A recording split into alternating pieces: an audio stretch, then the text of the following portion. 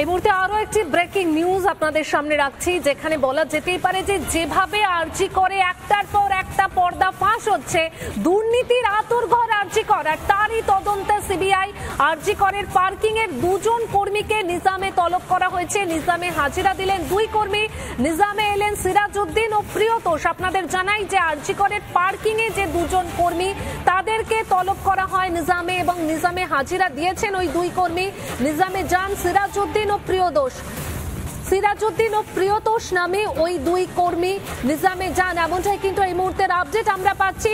দুর্নীতির আঁতুড়ঘর আরজি কর, সেখানে একটার পর একটা অভিযোগ উঠে আসছে, একটার পর একটা প্রশ্ন তৈরি হচ্ছে।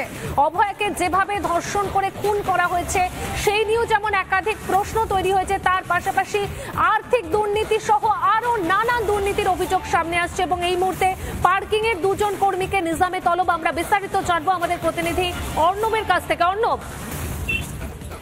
একবারই দেখো পায়েল, যেটা দেখা যাচ্ছে যে আজকে সকালবেলা সিবিআই এর অ্যান্টি কারাপশন ব্রাঞ্চের যে দপ্তর রয়েছে রিজার্ভ এলাকায়, সেখানে কিন্তু এই সিরাজউদ্দিন এবং প্রিয়ব্রত দুজনেই কিন্তু কিছুক্ষণ আগেই ঢুকেছেন এবং তাদেরকে কিন্তু জিজ্ঞাসাবাদ করবেন সিবিআই এর আধিকারিকরা। মূলত সন্দীপ ঘোষ যখন এই হাসপাতালের অধ্যক্ষ ছিলেন, তখন যে হাসপাতাল চত্বরে যে অবৈধভাবে পার্কিং হতো এবং সেখান থেকে যে টাকা তোলা হতো, সেই অবৈধ পার্কিং এর ক্ষেত্রে যারা টেন্ডার দিয়েছিল বা যে বৈধ পার্কিং ছিল তারও যে টেন্ডার প্রসেস ছিল সেই বিষয়ে যেমন জিজ্ঞেস করা হবে, এবং তারা এই টাকা কাকে দিতেন এবং এই টেন্ডার পাওয়ার ক্ষেত্রে কি ধরনের প্রসেস ছিল এবং সেই প্রসেস মেনটেন করা হয়েছিল কিনা সেই বিষয়ে কিন্তু একাধিক ফাইলও তারা বাজেয়াপ্ত করেছে সিবিআই ইতিমধ্যেই। সেগুলো তারা এক্সামিন করে দেখেছে যে একাধিক নথির গরমিল রয়েছে, টেন্ডারের ক্ষেত্রে ঠিকমতো প্রক্রিয়া মানা হয়নি। সেই জন্যই কিন্তু যারা এই টেন্ডার পেয়েছিল প্রিয়ব্রত, সিরাজউদ্দিন, এদেরকে কিন্তু তলব করা হয়েছে এসিবির দপ্তরে। তারা কিছুক্ষণ আগে এসিবির দপ্তরে ঢুকেছেন এবং সেখানে কিন্তু তাদেরকে জিজ্ঞাসাবাদ শুরু করা হবে, এমনটাই কিন্তু খবর সিবিআই সূত্রে। অর্ণব, যেমনটা দেখা যাচ্ছে অভয়া ধর্ষণ হত্যাকাণ্ডের পড়তে পড়তে রহস্য, তেমনি আমরা দেখতে পাচ্ছি যে আরজি করের পড়তে পড়তে দুর্নীতি। তার মানে তুমি বলছো যে পার্কিং নিয়েও সেখানে দুর্নীতি ছিল? একবারই দেখো, নিঃসন্দেহে পার্কিং নিয়েও সেখানে যে দুর্নীতি ছিল সেটাই কিন্তু সিবিআই এর কাছে উঠে এসেছে। এবং পায়েল, আরো একটা অত্যন্ত গুরুত্বপূর্ণ বিষয়, এই যে কয়েকদিনের সিবিআই যে তদন্ত করেছে, দুটো ব্রাঞ্চ তদন্ত করেছে, স্পেশাল ক্রাইম ব্রাঞ্চ এবং অ্যান্টি কারাপশন ব্রাঞ্চ, তারা কিন্তু আরজি কর থেকে প্রায় কয়েকশো ফাইল কিন্তু তাদের দপ্তরে নিয়ে গেছেন।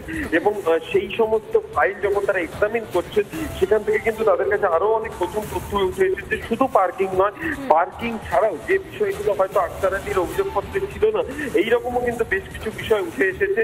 এবং প্রয়োজনে এই সমস্ত যে বিভাগগুলো রয়েছে যেখানে এই দুর্নীতি হয়েছে, তাদেরকেও কিন্তু তদন্ত করার সম্ভাবনার কথা জানা যাচ্ছে সিবিআই এর তরফ থেকে।